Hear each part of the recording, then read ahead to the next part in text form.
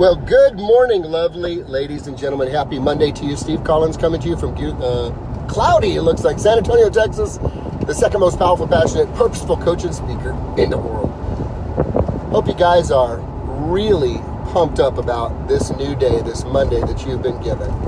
So I'd like to address a conversation that originated between me and a multi-million-dollar business developer a couple of weekends ago that created for me something we call a cost switch.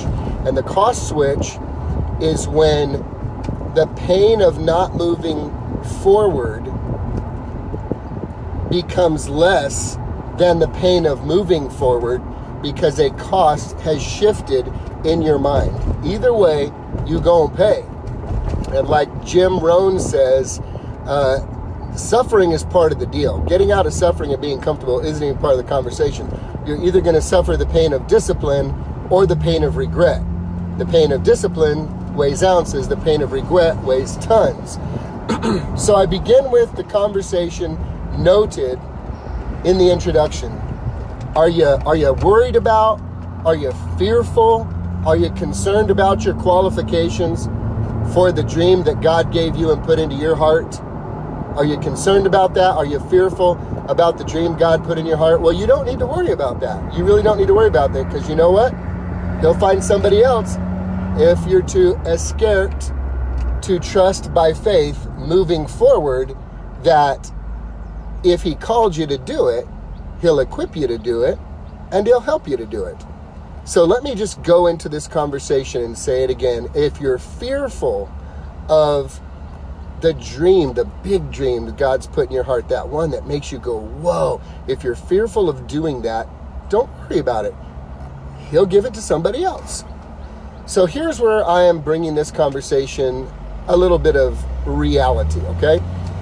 So having 7 children, 6 at my home still, an ongoing conversation with my teenagers is their desire for money. They all want money to do things.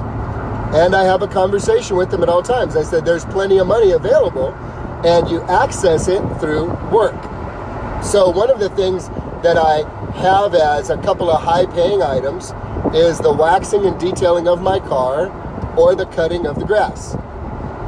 Particularly, the waxing and detailing of my car is my favorite. When they need a good chunk of change, I let them know it's available to you. Now, I will tell my children regularly when they are asking for money at the same time, I'll say, I got it. I got it for you. I'm going to help you out. So here's the jobs you can do. You can cut the front and backyard. You can weed whack. You can remulch the gardens out front. You can take care of mom or help her organize a closet. You can wax the car. And these are good high-ticket paying items for the kiddos. Gary Keller uses a statement when he talks about business.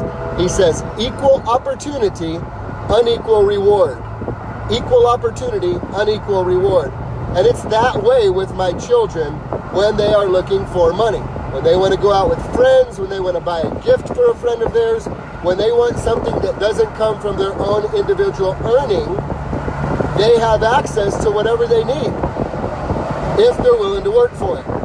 So my statement to you is this. When my kids want that cash, it is equal opportunity. Now, depending on where they are, I get different feedback. I get some that go, Dad, can't you just give it to me?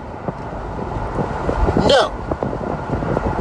Oh, Dad, can you give it to me and then I'll pay you back? No. Well, Dad, suck it up, buttercup. Money don't fall out of the sky for folks who ain't willing to work for it, okay? There's plenty here. You just gotta work for it. I've created the opportunity for you. The choice is yours. If you don't want it, she can have it. If she don't want it, he can have it. If he don't want it, she can have it. Either way, I'm not abandoning having my car waxed. My car is going to get waxed either way. Who chooses to do it depends on who steps up to the plate first, raises their hand, and jumps in to get it done. Are you fearful? Are you worried? Are you stressed out about all of the work that it might take for you to fulfill that dream that God put in your heart? You're just real worried about it, maybe afraid about that big dream God put in your heart. Well, don't worry. He'll pass you up and give it to somebody else. God's not going to abandon his plan because it's too hard for you. God's not going to abandon his plan. By the way, if I had a 2-year-old, I would not make waxing the car an option for them. I would not make waxing the car an option for my 2-year-old child. Because you know why? They couldn't handle it. They couldn't do it. They couldn't make that happen. They're barely learning to walk. They couldn't wax the car. What am I saying when I say that? I would never give my children an opportunity that they were not equipped to handle and that I wasn't ready, willing, and able to assist them in accomplishing. And your daddy is a lot like that in heaven. He is not going to give you a dream or a vision in your heart that stirs you up and freaks you out if he did not know that you had it in you to do it, and if he was not willing to come alongside with you to accomplish it. So I end quickly on this one today, my friends. I hope it stings. I hope it fires you up. I hope it makes you think. Are you worried about that big dream God gave you? Oh, man. Are you concerned about how much work it might take to do it? Oh, man. Are you fearful that you might not be qualified? Oh, man. Don't worry about it. Stop worrying about it. Just let it go, because he will give it to someone else who will take advantage of the opportunity, who desires to see it come to pass, who's willing to put in the work. You see, you can't lay on your couch eating donuts and Doritos saying, help me, Jesus, help me, Jesus, help me, Jesus. Kick open my door and bring me a check, Jesus. Well, you can do that. I don't think it's going to happen. I don't think it's going to work. I don't think it's going to show up. What you can do is do your part. You can do your part. You see, he won't do your part, and you cannot do his part. And he will do his part if you will do your part. You know that dream? Are you really willing to give it up just because it's tough work? Well, Steve, it might take me 10 years. 10 years!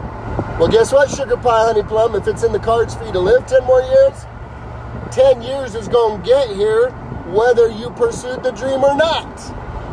The time's still going to pass. So I bring it down one last time to this question.